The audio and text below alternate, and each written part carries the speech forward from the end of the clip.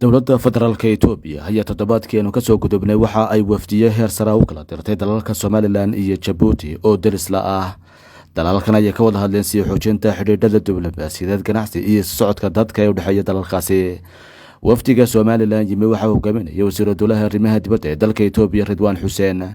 intii ay Somaliland joogeen waxay kulamo la qaateen madaxweynaha Somaliland iyo wasiirka ka tirsan xukuumadda Somaliland, waxaana kulankii u dambeeyay waxyaabihii lagu heshiiyay warbaahinta uga warramay wasiirka arrimaha dibadda ee Somaliland Dr. Ciise Kayd Maxamuud oo yiri Somaliland iyo Itoobiya waxay aqoonsadeen ahmiyadda ay leedahay xilkii dheeraaya soo jireenka ahaa ee labada dhinac ka dhaxeeyay.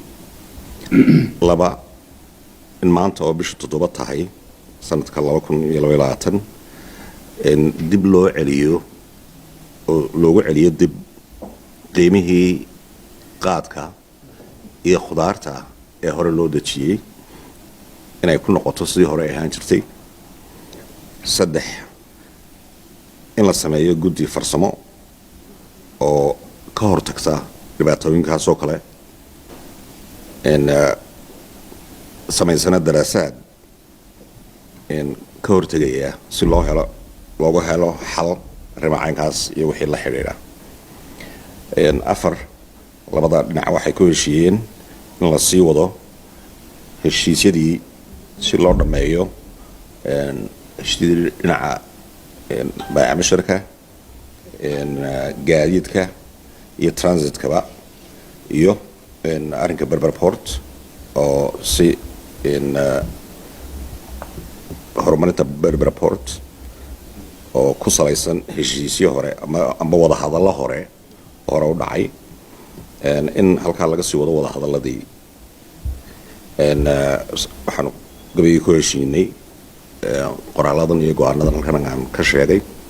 aad iyo aad baad mahadsantihiin. Assalaamu calaykum warahmatullahi wabarakatuh. dhinaca kale markii ay dalka Itoobiya wafdigaasi dib ugu laabteen ayay wasiirka gaadiidka ee dalkaasi Marwo Dagmawit Moges Bekele oo warbaahinta dalkaasi warantay waxa sheegtay in safarkooda ay ku joogaan magaalada Hargeysa caasimadda Somaliland ugu soo dhamaaday guul isla markaana ay ka heshiyeen dhinaca Somaliland ganacsiga, isu socodka gaadiidka, socdaalka iyo qodobo kale.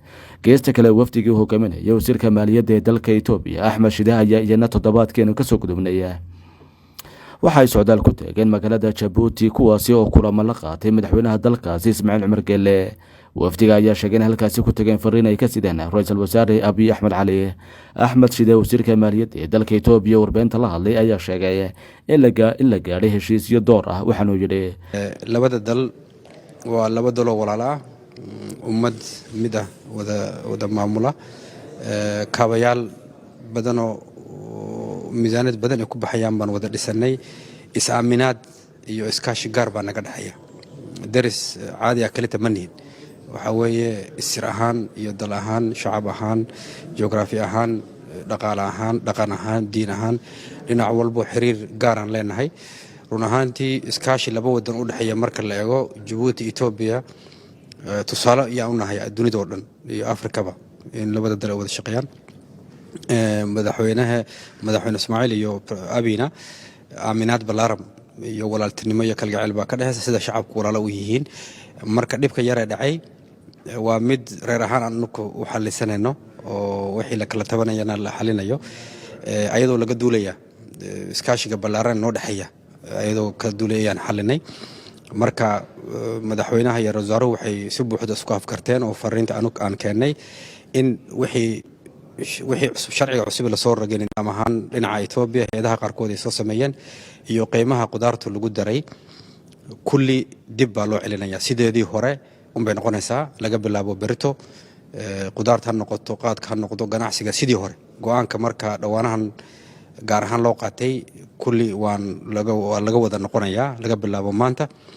haddan marka hay'adihii Itoobiya dalka ku saabsanaaba la wargelin laga bilaabo berito qaadkaba ahaato iyo qudaartaba sidii ahaan jirtay iyo toos lagu celinaya. wax qiimo lagu darayana ma jirto. wixii ku saabsan dhibaatooyinka ganacsiga jira sida loo xalin lahaana guddi wasiirra ayaa u fadhiisan doona muddo 2 bilood gudaheed ayadoo ayna ku anfalanqeynano walaaltinimada iyo iskaashiga noo dhaxaya baan ku eegi doonaa.